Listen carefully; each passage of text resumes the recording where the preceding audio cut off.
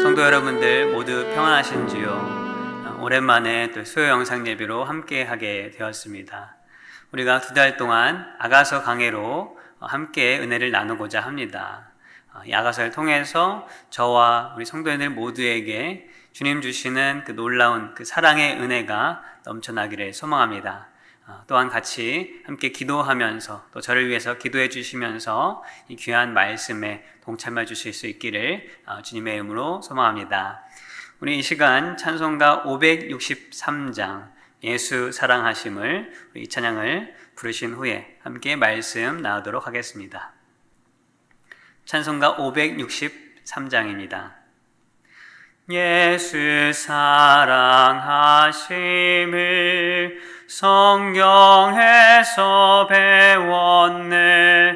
우리들은 약하나 예수 권세 많도다. 날 사랑하심 날 사랑하심 날 사랑하심 성경에 쓰였네. 나를 사랑하시고 나의 죄를 다 씻어 하늘 문을 여시고 들어가게 하시네. 날 사랑하심 날 사랑하심 날 사랑하심 성경에 쓰였네. 내가 연약할수록 더욱 귀히 여기사 높은 보좌 위에서 낮은 나를 보시네. 날 사랑하심 날 사랑하심 날 사랑하심 성경에 쓰였네. 세상 사는 동안에 나와 함께 하시고 세상 떠나가는 날 천국 가게 하소서. 날 사랑하심 날 사랑하심 날 사랑하심 성경에 쓰였네. 아멘. 오늘 본문 말씀은 아가 1장 2절부터 4절까지의 말씀, 그리고 이어서 9절부터 11절까지의 말씀이 되겠습니다. 아가서 1장 2절부터 4절까지 그리고 9절부터 11절까지의 말씀이 되겠습니다. 제가 읽도록 하겠습니다. 내게 입맞추기를 원하니 내 사랑이 포도주보다 나음이로구나.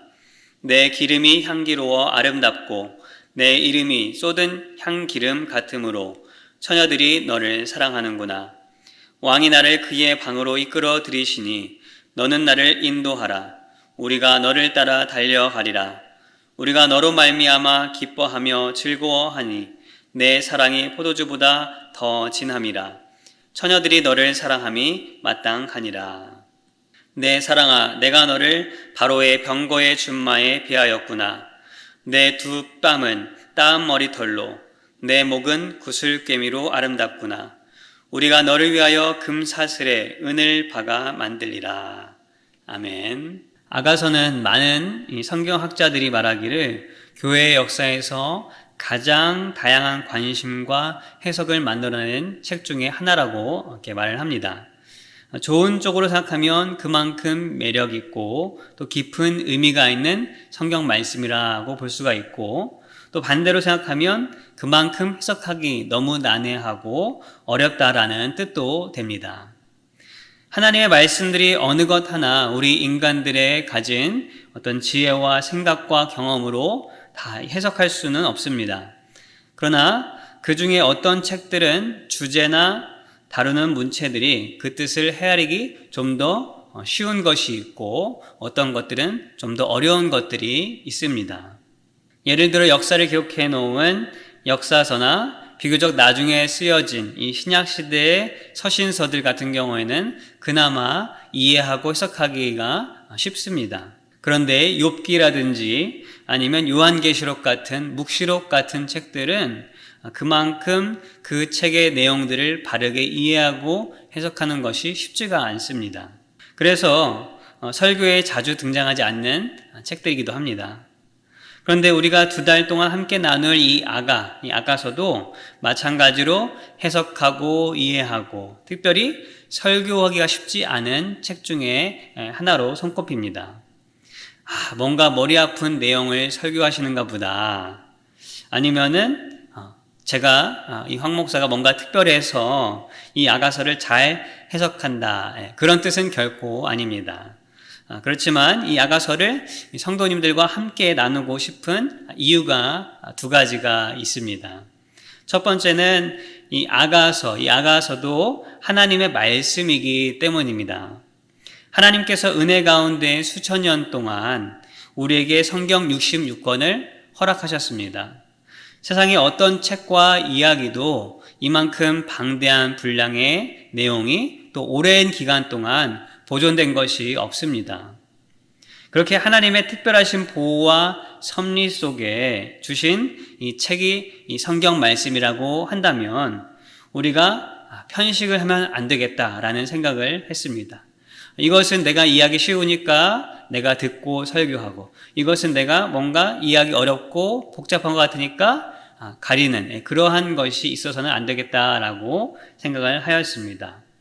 분명 하나님께서 아가서를 우리가 들고 다니는 이 성경책 속에 넣으셨다면 그 속에 담겨져 있는 우리에게 주시는 메시지가 분명히 있다고 생각합니다. 그리고 그것을 그렇게 생각하고 믿고 있다면 그것을 가리지 말고 우리가 읽고 나눠야 하지 않겠는가라는 그런 마음의 부담감이 생겼기 때문입니다. 2번째는 이 아가는 이 뒤에 말씀드리겠지만 쉽게 말하자면 사랑의 노래, 사랑의 시입니다. 그리고 결국 그 사랑은 누구의 사랑을 가리키게 되어 있습니까? 그리스도의 사랑을 가리키는 것입니다. 오랜 신앙생활을 하면서 혹은 신앙생활이 얼마 되지 않아서 우리는 때로 예수님의 그 사랑이 어떠한 맛이었는지, 얼마나 뜨겁고 열정적인 사랑이었는지 잊어버리고 모를 때가 있습니다. 저도 마찬가지입니다. 예수님의 사랑이 얼마나 뜨겁고 진한 것인가, 제가 분명히 맛보았음에도 불구하고 또 지금도 부인하진 않지만 그러나 내가 그 사랑의 추억 속에서만 살고 있는 것은 아닌가 하는 그런 질문이 제 자신에게 있었습니다. 그리고 그 사랑의 맛을 다시 느끼고 회복하기에 이 아가서는 참으로 적절한 책이다라는 생각을 하게 되었습니다. 부족하지만 2달 동안 저와 함께 이 이 사랑의 노래 속에 주시는 그 주님의 그 사랑의 진한 맛을 느낄 수 있기를 주님의 이름으로 소망합니다. 오늘은 서론으로 아가서를 우리가 어떻게 읽을 수 있을 것인가, 또 어떻게 이해할 것인가에 대해서 먼저 나눠보고자 합니다. 먼저 아가라고 부르는 책의 이름은 히브리어로 노래 중에 노래라는 말을 의역한 것입니다. 히브리어로 보면 최상급 혹은 강조의 표현으로 가장 아름다운 노래다라고 우리는 해석할 수가 있습니다. 성경에 이런 표현은 여러 등장합니다. 왕 중의 왕, 주의 주, 또 지성소를 의미하는 거룩한 곳 중에 거룩, 그러한 표현들이 나타납니다. 아가서는 본서에서도 여러 번 등장한 것과 같이 대부분 이 솔로몬 왕이 썼다고 봅니다. 그런데 솔로몬 왕은 어떤 왕이었습니까? 하나님께서 허락하신 세상에 있는 어떠한 왕들 중에도 가장 지혜로운 왕이었습니다. 그런데 그 지혜가 이 문학, 글 쓰는데도 다 연결이 되어 있었습니다. 그래서 열왕기상 4장에 보면 이 노래를, 이 시편을 1005편을 썼다고 기록이 되어 있습니다. 그런데 그 수많은 노래 중에서 제일 아름다운 노래가 무엇입니까? 바로 이 아가서라고 말을 하고 있는 것입니다. 그런데 이 아가서가 그렇게 아름다움에도 불구하고 왜 읽기가 쉽지 않고 또 해석이 가지각색으로 다양한 것인가? 거기에는 몇 가지 이유가 있습니다. 첫 번째는 이 표현과 내용이 누구나 읽기에는 또 나누기에는 다소 부담스러운 어떤 이 성적인 표현들, 섹슈얼리티가 있기 때문입니다. 남녀의 사랑의 이 성적인 부분은 당연한 것이고 또 하나님께서 허락하신 아름다운 것이지만 우리의 죄와 세속적인 문화 때문에 어떻게 되었습니까? 일반적으로는 드러내어 말하기 좀 부끄러운 그러한 주제가 되었습니다. 그래서 초대 교부들은 대부분 이 아가서를 30세 밑으로는 읽지 말라고도 하는 사람도 있고 또 교회에서 쉽게 다루지 않는 책이기도 했습니다. 두 번째 어려운 점은 장르 파악이 쉽지 않다라는 것입니다. 우리가 영화를 보면 대부분 영화에 장르가 있습니다. 가족, 멜로, 액션, 드라마 등등의 그 장르가 있습니다. 그래서 우리가 그 장르를 보고 이 영화는 이러이러한 영화겠구나. 또 영화를 보고 나서도 그렇게 그 장르에 따라서 해석을 할 수가 있습니다. 이 성경에도 장르가 있습니다. 다 책마다 다 장르가 있습니다. 어떤 것은 이야기식으로 되어 있고 어떤 것은 노래로 되어 있고 또 어떤 것은 역사에 관한 것, 또 어떤 것은 또 묵시록, 뭔가 상징적인 것들, 그런 식으로 장르들이 다 구별이 되어 있습니다. 그리고 성경을 해석할 때에 그 장르를 파악하는 것은 아주 중요한 일 중에 하나입니다. 그런데 이 아가서는 크게는 시가서, 노래로 구분할 수 있지만 더 자세히 그 장르를 파악할 때에 여러 가지로 구분이 됩니다. 어떤 학자들은 희곡, 연극을 위한 희곡, 드라마라고 보기도 하고 또 어떤 사람들은 이 시가 한데 묶여있는 어떤 시 모음집이다. 또 어떤 사람들은 이 상징적으로 우리가 봐야 된다. 이것이 어떤 남녀 간의 그런 진짜 사랑이 아니고 상징적인 것이다 라고 해석하는 의견도 있습니다. 그런데 여러 의견들이 많이 있지만 그 중에 어떠한 것이, 어느 한 그 의견이 더 논리적이고 더 성경적으로 맞다라고 말을 할 수가 없다라는 것입니다. 그래서 그런 의견이 분분한 그런 것들이 있기 때문에 이 성경 해석하는 것이 쉽지 않다. 세 번째는 문체입니다. 문학적으로 어떻게 구성이 되어 있는지가 쉽게 파악하기가 힘듭니다. 예를 들어서 아가는 이 대화 형식으로 주로 이루어져 있습니다. 그래서 누가 말하고 이렇게 기록이 되어 있는데 그 말한 것이 그 말한 사람이 누구인지 또 누구에게 말한 것인지 구별하기 쉽지 않은 구조로 되어 있습니다.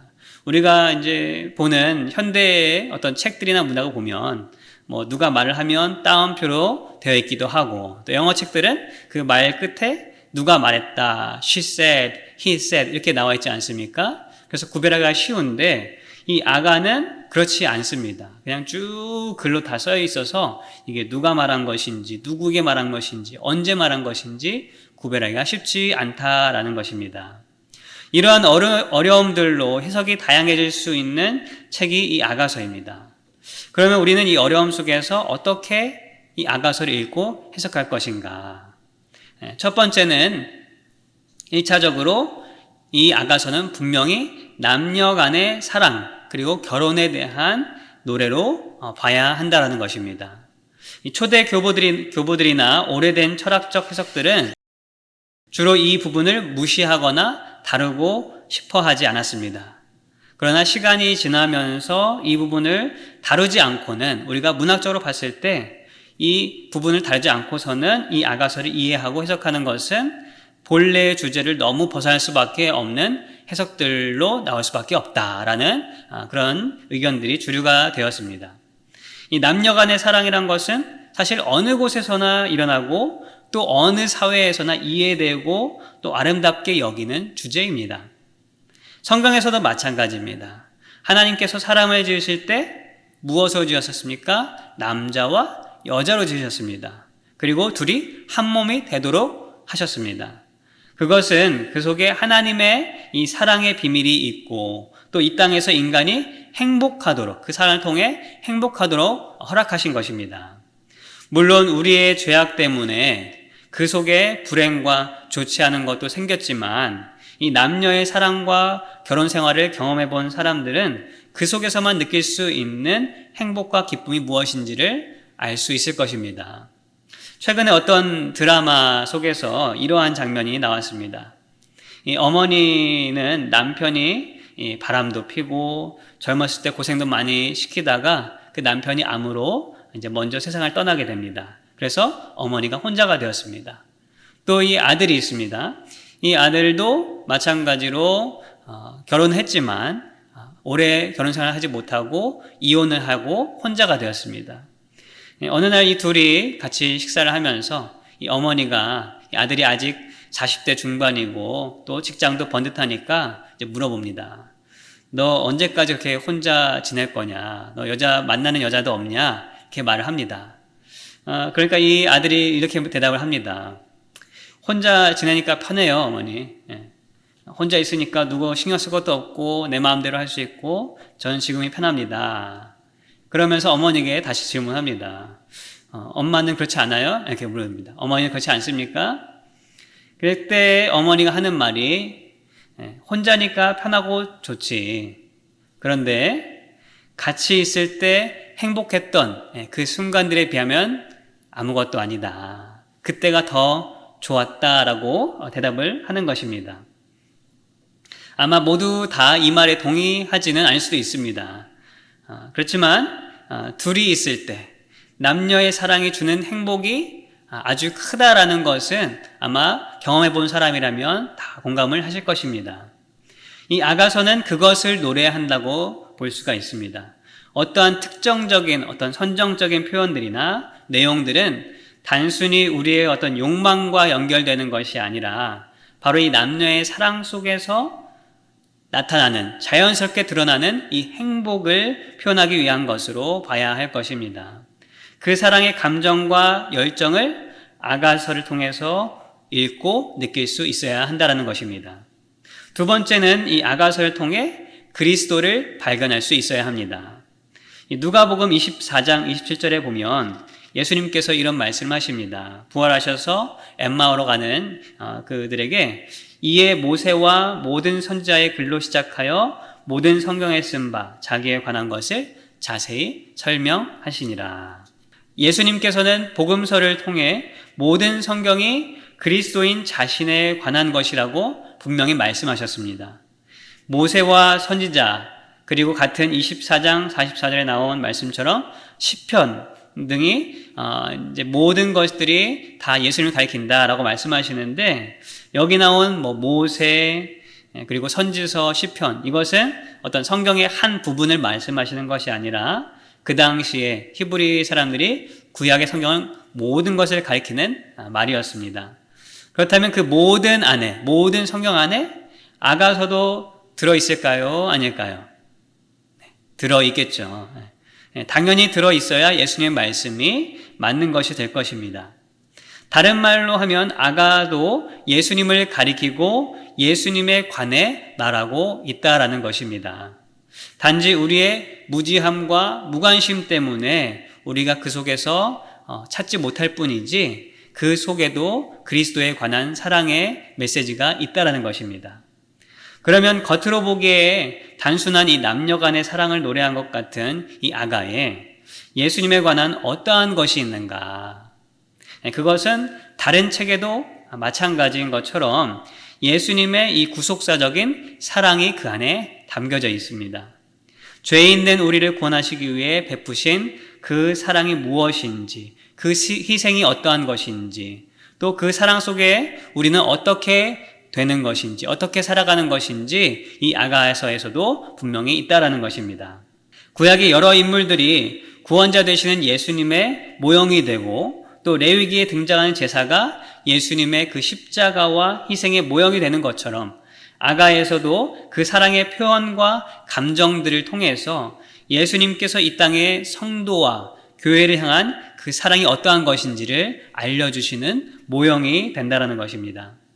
성경에서 예수님을 신랑으로 또 교회를 신부로 묘사한 것은 전혀 생뚱맞은 엉뚱한 것이 아니라 오히려 여러 곳에서 등장하는 모티브 중에 하나입니다. 첫 번째 관점에 그 인간적인 어떤 남녀 간의 사랑과 어떤 결혼에 대한 내용들을 그 해석의 관점에 하나로만 본다면 굳이 성경에 들어있지 않아도 될 것입니다. 그러나 이 두 번째 관점, 이 성경 속에서 아가서에서 그리스도를 발견하는 그 관점이 연결이 되면 우리에게는 더 큰 의미와 은혜가 있을 것이라 믿습니다. 마지막으로 시편과 마찬가지로 아가는 제목대로 노래이며 시입니다.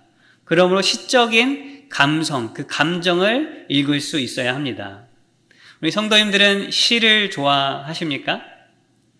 요새 아마 많은 분들이, 또 젊은 사람은 더더욱 이 시집을 잘 읽지 않을 것 같습니다. 저도 학교 다닐 때 어떤 교과서에 나오는 그런 시나 몇 편 읽었지, 제가 일부러 시집을 사서 읽은 적은 거의 없던 것 같습니다. 그런데 참 재밌는 것은 사랑을 하면, 연애를 하면 시가 떠오른다라는 것입니다. 남녀가 연애할 때 편지를 쓰고 주고받고 하죠. 그러면 거기에 멋지게 말을 하려고 어떻게 합니까?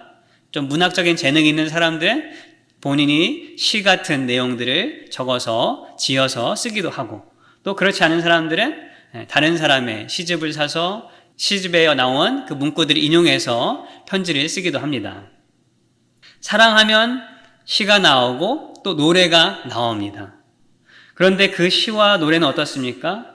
무언가 분석하고 이해하면서 들어야 하는 것인가요? 아니면 감정으로 느끼면서 들어야 하는 것인가요?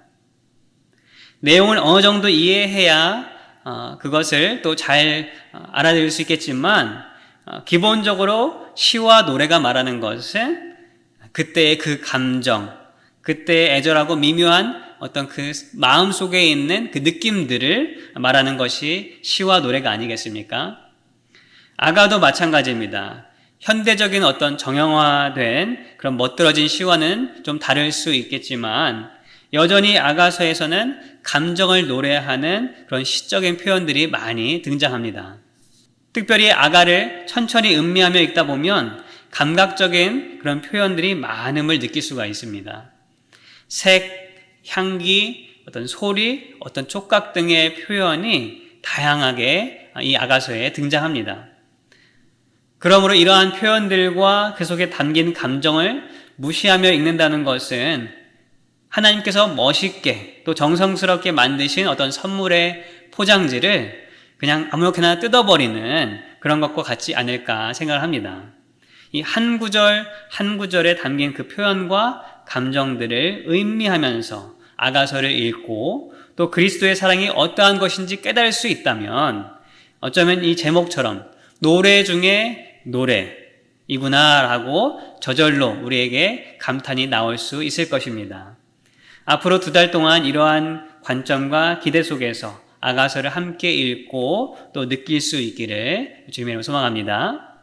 이런 관점에서 오늘은 먼저 1장에 나오는 이 술람미 여인의 표현과 또 그의 사랑하는 남자의 이 표현을 통해서 간단히 함께 나누고 말씀을 마칠까 합니다. 먼저 여인의 고백이 등장합니다. 1장 2절부터 4절 말씀입니다. 처음 고백부터 진하게 이제 여인이 고백을 합니다. 뭐라고 말합니까? 내게 입 맞추기를 원하니 라고 표현을 합니다. 쉽게 말하면 kiss me 라는 그런 표현입니다. 그런 애정의 표현이죠. 사실 이런 표현은 이 사랑 노래에 자주 등장하는 그런 것입니다. 키스, 입맞춤이라는 것은 사실 서양에서는 인사치레로 할 수 있는 것이지만 연인 사이의 입맞춤은 더 깊은 사랑의 표현입니다. 어린아이들이 보는 어떤 이런 만화나 애니메이션을 보면 종종 이제 디즈니 만화 같은 것들 보면 이 왕자와 공주의 이 키스 장면이 나오거나 할 때가 있습니다. 그러면은 이제 아이들은 이제 이유 하면서 이제 소리를 내죠. 손사래를 치죠. 그렇지만 그런 키스 장면은 어떤 사랑의 영화나 어떤 이런 아이들 동화 속에서도 마지막에 이 하이라이트 장면입니다. 이 키스 장면은 왜 그렇습니까? 사랑하는 사람과의 그 사이에서, 그 관계에서 이 입맞춤은 단순한 인사치레 정도가 아니라 사랑의 확신이며 확인이기 때문입니다. 연인이라도 부부라도 서로 사랑의 확신이 없고 또 사이가 좋지 않으면 어떻습니까? 입맞춤을 할 수가 없지 않습니까? 여기 본문의 이 술람미 여인이 그 사랑하는 남자에게 입맞춤을 권하는 것은 자신에 대한 사랑의 확인과 확신을 바라는 그 여인의 마음이라고 생각할 수 있습니다. 그리고 그렇게 연인의 사랑을 원하는 이유는 무엇입니까? 그 뒤에 이제 표현이 되어 있는데 무엇이라고 표현합니까? 내 사랑이 포도주보다 나음이로구나. 내 사랑이 포도주보다 더 좋다. 우리도 흔히 내가 사랑하는 상대방에게 사랑을 표현할 때에 비교법을 종종 쓰는 경우가 있습니다. 물어보죠. 상대방이 나 얼만큼 사랑해? 그러면 하늘만큼, 땅만큼, 아니면 하늘보다, 이 우주보다 더 너를 사랑해. 사랑은 눈에 보일 수 없는 것이기 때문에 내가 좋아하는 그 어떤 것보다 더 낫다, 더 좋다라고 표현할 수 있다는 것입니다. 사실 포도주보다 좋다라고 어떤 사람이 지금 우리 일상생활에서 그렇게 고백을 했다라면은 아마도 포도주, 와인을 좋아하는 사람 빼고는 그 내용을 이해하기가 쉽지 않을 것입니다. 그러나 성경의 배경이 되는 이 중동 지역에서 포도주는 달콤한 것이기도 하고 또 기쁨의 상징이기도 했습니다. 그래서 요한복음에 등장한 예수님의 첫 번째 기적이 무엇이 나옵니까? 물을 포도주로 변하게 하신 그 기적이 등장합니다. 특별히 기쁘고 즐거운 이 혼인잔치 속에서 이 다 떨어진 포도주를 예수님께서 채우심으로 단순한 기적을 일으키신 것이 아니라 그 가운데에 기쁨과 즐거움을 충만케 하시는 그런 모습을 보여주기도 합니다. 그러한 포도주의 이 달콤함보다 또 기쁨보다 더 좋은 것이 내 사랑하는 그 연인의 그 사랑이다라고 고백하고 있다라는 것입니다. 이어서 기름이 향기롭다라고 말을 합니다. 여기서 기름이라는 것은 지금으로 치면 향수를 말하는 것입니다. 그런 경우가 있습니다. 상대방을 사랑하게 되면 그 사람의 어떤 어떤 냄새까지 좋고 사랑스러워지는 그런 경우가 있습니다. 단순히 어떤 향이 좋은 어떤 로션을 발랐다든지 향수를 뿌려서 그런 것이 아니고 사랑하기 때문에 상대방의 그 냄새가 좋고 그리워지는 것입니다. 한국의 그 가요 중에 이런 가사가 있습니다. 흔들리는 꽃들 속에서 내 샴푸 향이 느껴진 거야. 특별한 향이 아니라 샴푸 향. 어떤 제품을 썼는지 모르겠지만 우리 집에도 있고 다른 사람의 집에도 있는 그런 어떤 흔한 그런 냄새. 그것이 내 사랑하는 사람에게서 났을 때 그것이 잊혀질 수 없는 그런 그리움이 되고 기억이 되고 또 사랑스러워진다라는 그런 의미겠죠. 술람미 여인은 한술 더 떠서 정말 시적인 표현을 이어서도 말합니다. 뭐라고 합니까? 내 이름이 쏟은 향기름 같으므로. 그 사랑하는 연인의 그 향이 넘치고 넘쳐서 어디에서부터조차 그 향이 납니까? 그 이름에서부터 이 쏟은 향수처럼 아주 그 진한 향이 전해진다라는 것을 그렇게 시적으로 표현했습니다. 이름만 들어도 그 사랑하는 사람의 그 향이, 그 냄새가 진하게 전해지는 그 사랑의 감정, 그것이 느껴지십니까? 결국 이 표현은 4절에서 방으로 나를 인도해 달라라는 그런 표현으로 이어집니다. 여기서 방은 침소, 베드룸을 말하기도 하는데 결국 둘만의 자리, 가장 가까워질 수 있는 자리로 인도한다라고 이해할 수 있을 것입니다. 이렇게만 우리가 읽게 되면 이 내용이 어떤 남녀 간의 진한 그런 사랑의 고백, 또 아름다운 사랑의 노래가 될 수 있지만 그것이 우리에게 은혜로서 다가오기는 좀 어렵습니다. 여기서 우리는 어떻게 해야 합니까? 이 사랑의 고백들, 이 내용들이 예수님을 향한 우리의 사랑의 표현이다라고 생각하면 우리에게 주는 그런 의미와 은혜가 있을 줄 믿습니다. 이 여인이 사랑하는 남자를 생각하면서 사랑의 확신과 확인을 원하듯이 예수님의 신부된 우리가 예수님의 사랑을 갈망하는 그런 마음과 감정이 우리에게 있는가?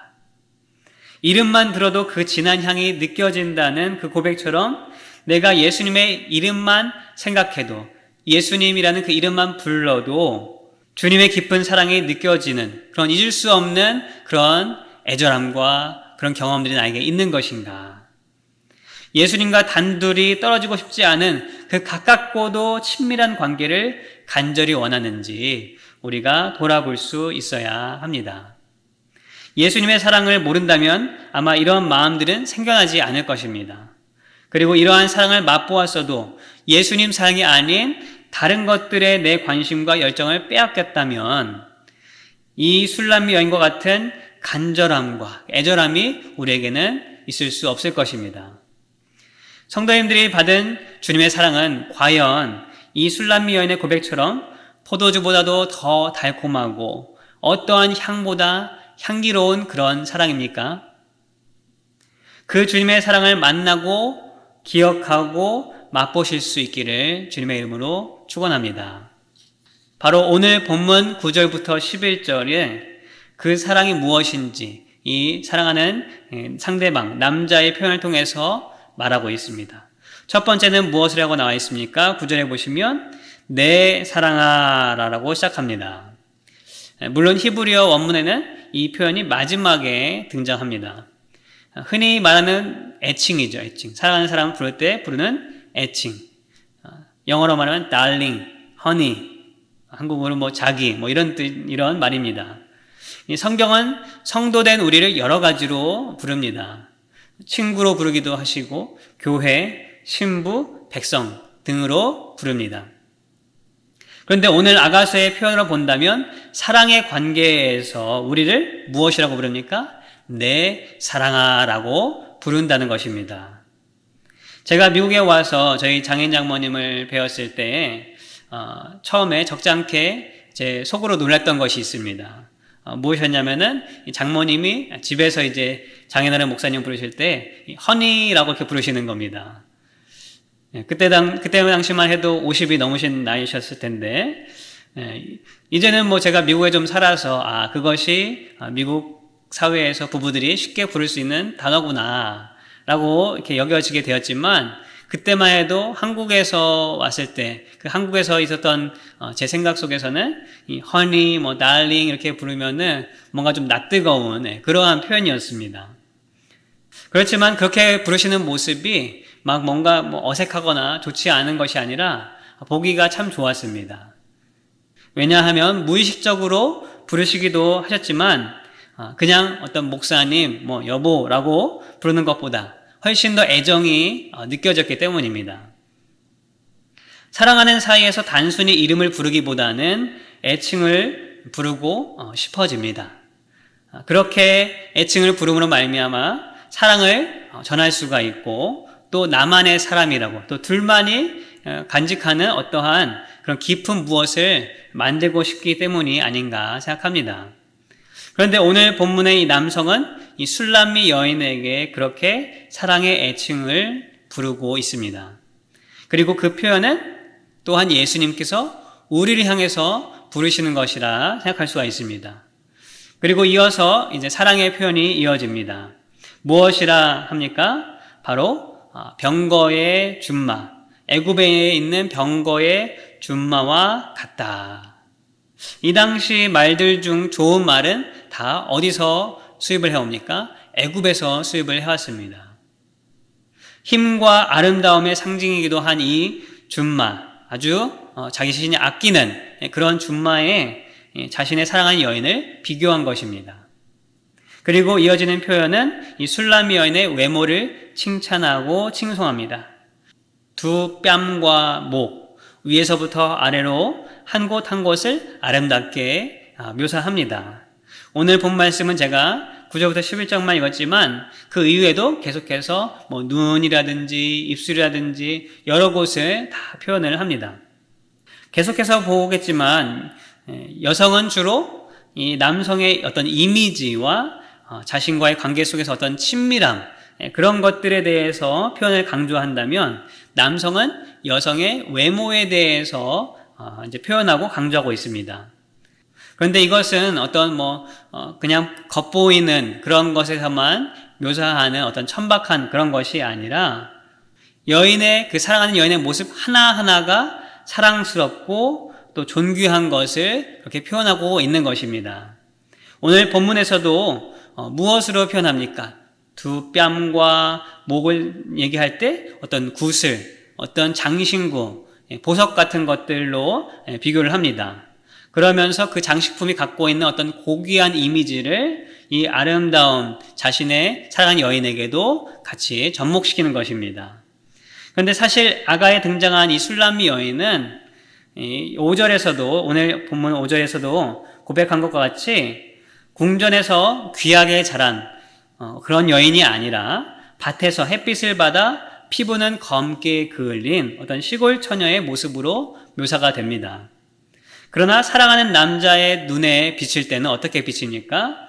머리부터 발끝까지 어떤 귀한 장신구도 비교할 수 없는 그런 고귀하고 사랑스러운 모습으로 비춰졌다라는 것입니다. 예수님의 사랑도 마찬가지일 것입니다.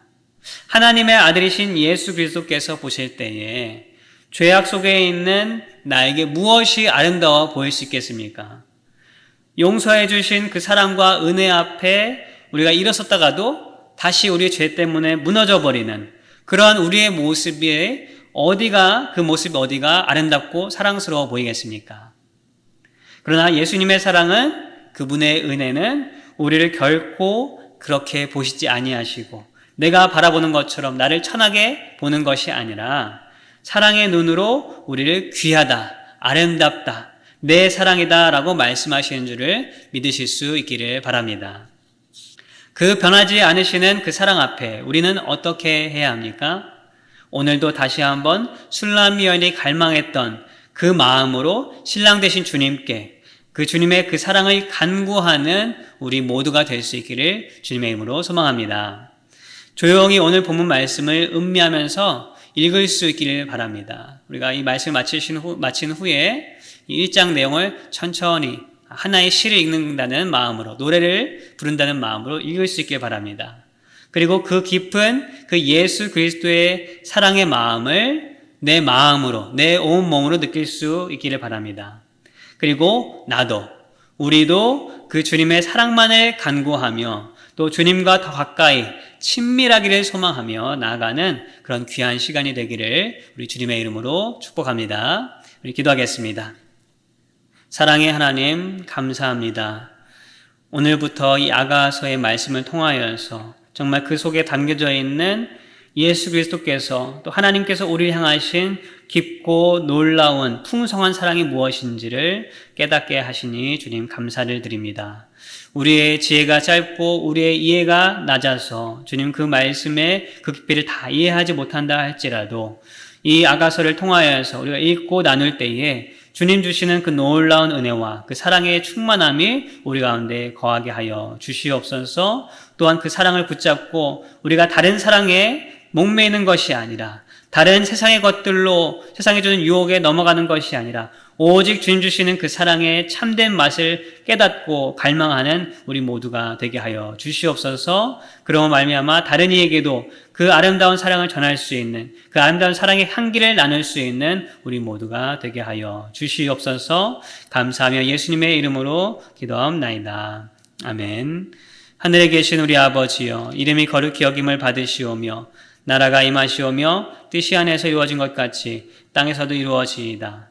오늘 우리에게 일용할 양식을 주시옵고 우리가 우리에게 죄진 자를 사하여 준 것 같이 우리 죄를 사하여 주시옵고 우리를 시험에 들게 하지 마시옵고 다만 악에서 구하시옵소서. 나라와 권세와 영광이 아버지께 영원히 있사옵나이다. 아멘.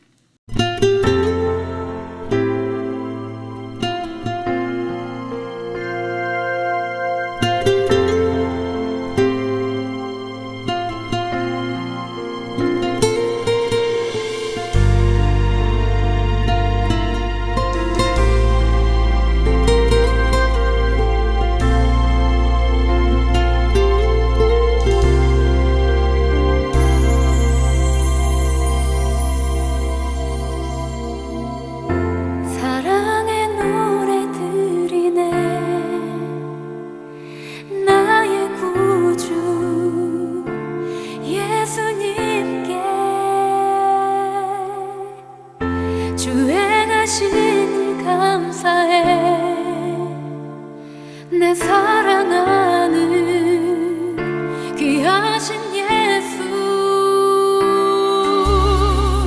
주님께서 나를 부르셨네 주의 소유 삼으셨네 주님의 사랑의 품에 주의